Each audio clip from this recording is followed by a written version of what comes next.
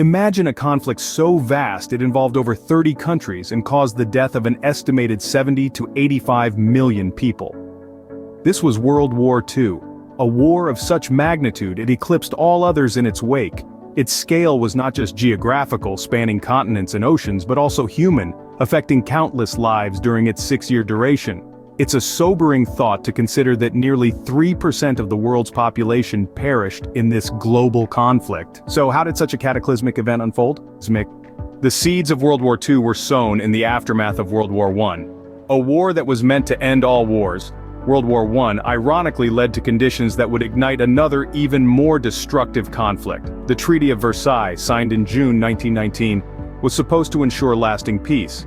However, its harsh terms, particularly those placed on Germany, sowed the seeds of resentment and discontent. The global economic depression of the 1930s further exacerbated these tensions. Economic instability made fertile grounds for radical ideologies. Millions of people, desperate and disillusioned, were drawn to the promises of new totalitarian regimes that rose in Germany, Italy, and Japan. These regimes, led by figures such as Adolf Hitler, Benito Mussolini, and Emperor Hirohito, were characterized by aggressive nationalism, a rejection of democracy, and a willingness to use force to achieve their goals. In Germany, Hitler's Nazi Party capitalized on the nation's resentment towards the Treaty of Versailles and the economic hardships of the Great Depression. In Italy, Mussolini's fascist regime promised stability and revived national pride, while in Japan a militaristic government emerged, determined to expand the empire. These regimes shared a common belief in their right, even their duty, to expand their territories. This belief, coupled with their disdain for democratic processes and international law, made conflict almost inevitable. These factors would set the stage for the deadliest conflict in human history. September 1, 1939, marked the beginning of World War II. A day that is etched in the annals of history when Germany, under the leadership of Adolf Hitler, unleashed its military might on Poland. It was a bold and ruthless move, a blatant violation of international law. This invasion was not just an attack on Poland, but a declaration of war against the peace that Europe had been desperately clinging to. Germany's Blitzkrieg, or lightning war, was a revolutionary form of warfare. It relied on speed, surprise, and overwhelming force. The Poles fought valiantly, but they were outmatched and outnumbered. By October 6th, less than 6 weeks after the invasion began, Poland had fallen. The speed and brutality of Germany's conquest sent shockwaves around the globe. But this was not a war that Germany could fight alone. Britain and France, bound by treaties to Poland, declared war on Germany on September 3rd. They had hoped to prevent another great war, but Hitler's aggression left them with no choice. The world watched as the great powers of Europe mobilized their armies, their people, and their industries. World War II had truly ignited. In the early stages of the conflict, it seemed that nothing could stop the German war machine. Country after country fell to the Nazi onslaught. Denmark and Norway, the Netherlands, Belgium, and then France all succumbed to the German Blitzkrieg. The world watched in stunned disbelief as Hitler's armies marched through the Arc de Triomphe in Paris. Yet, even as Europe fell into darkness, there were glimmers of hope. The British, though battered, refused to surrender. Their resilience in the face of overwhelming odds would become a beacon of hope in the years to come. The war had ignited, the world was ablaze, the stakes were unimaginably high. The cost, in lives, in freedom, in human dignity, would be immense. And yet the flames of resistance were beginning to flicker. But this was only the beginning. In 1941, the war escalated as the Axis powers pushed their boundaries. As the year dawned, the world watched in trepidation. The Axis powers were on the move, their ambitions seemingly unbounded. But fate, it seemed, had a different plan. The United States, a powerhouse across the Atlantic, had remained neutral, observing the chaos from afar. However, the sudden and devastating attack on Pearl Harbor in December of that year thrust the nation into the throes of war. This would not only bolster the Allies with fresh troops, resources, and resolve, but also shift the war's momentum. Meanwhile, in the East, Germany had set its sights on the Soviet Union. The invasion, known as Operation Barbarossa, marked the end of the non-aggression pact between the two nations. It was a gamble, a bid for quick victory, but it was also a miscalculation.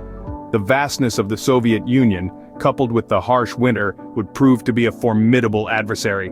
Battles raged across the globe, but a few stand out as turning points. The Battle of Midway, fought in the Pacific, saw the United States decisively defeat Japan's navy, seizing the initiative in the Pacific theater. Across the world, the Battle of Stalingrad marked a brutal winter standoff between German and Soviet forces, resulting in a crushing defeat for the invaders. These battles, among others, marked a significant shift. The Axis powers, once seemingly invincible, had been dealt severe blows. Yet it wasn't just about military victories. These events sparked a change in morale. The Allies, once on the back foot, now saw a glimmer of hope. The tide of war was shifting, the balance of power subtly altering, yet the world was still engulfed in conflict, nations and lives torn apart. The tide of war was turning, but the conflict was far from over. 1944 and 1945 were the final, brutal years of World War II. As the world was teetering on the brink of exhaustion, an event that would change the course of the war took place. It was D-Day, the 6th of June, 1944. The largest seaborne invasion in history saw over 100,000 Allied troops storm the beaches of Normandy, France. This audacious assault marked the beginning of the end for Nazi Germany. Yet, the road to victory was far from smooth. In the winter of 1944, the Germans launched their last major offensive on the Western Front, known as the Battle of the Bulge. Despite the freezing cold and the initial shock of the attack, the Allies held firm, pushing back the German forces after a bloody and brutal battle. The following year, 1945, saw the fall of Berlin. The city, once the heart of Hitler's Reich, was captured by the Soviet Red Army, effectively signaling the end of the war in Europe. But across the globe, in the Pacific, the war raged on. The United States, keen to bring a swift end to the conflict, turned to a new, terrifying weapon. In August, the cities of Hiroshima and Nagasaki were obliterated by atomic bombs. The sheer destructive power of these weapons was unlike anything the world had ever seen. The bombings resulted in the deaths of over 100,000 people, many of whom were civilians. In the wake of this devastation, Japan had little choice but to surrender.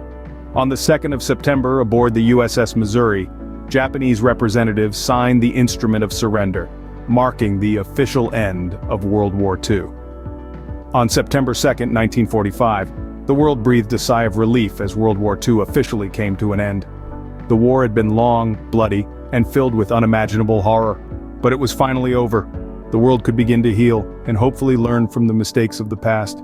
The end of the war, however, did not mean the end of its impact.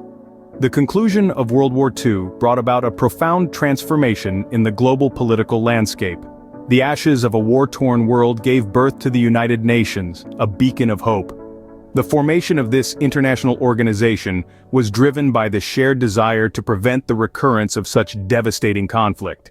The United Nations aimed to create a platform for peaceful dialogue and cooperation, a testament to the human capacity for resilience and unity in the face of adversity. But while the United Nations symbolized a new era of international cooperation, the post-war period was also marked by fresh tensions. The world, having just emerged from the throes of one global conflict, found itself on the brink of another, the Cold War. This tense geopolitical standoff between the two superpowers, the United States and the Soviet Union, set the stage for a new kind of conflict. One fought not on battlefields, but in the realm of ideology, economics, and nuclear brinkmanship. Meanwhile, the aftermath of World War II also sparked a wave of decolonization across Africa and Asia.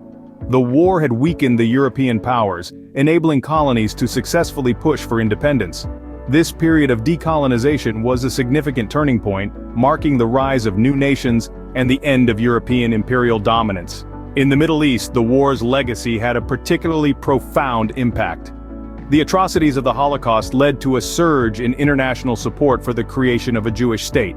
Thus, Israel was born, a development that would have lasting repercussions on regional dynamics and global politics. World War II reshaped our world, and its echoes are still felt today. The aftermath and legacy of the war continue to shape our present, reminding us of our shared history and the lessons we must carry forward. For in understanding our past, we can strive to build a future defined not by conflict, but by peace, cooperation, and mutual respect.